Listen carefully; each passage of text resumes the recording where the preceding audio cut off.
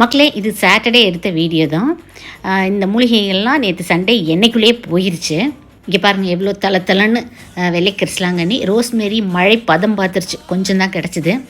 ஒரு சின்ன விஷயம் உங்களோட ஷேர் பண்ணணும். போட முயற்சி பண்ணுங்க சொல்கிறேன்.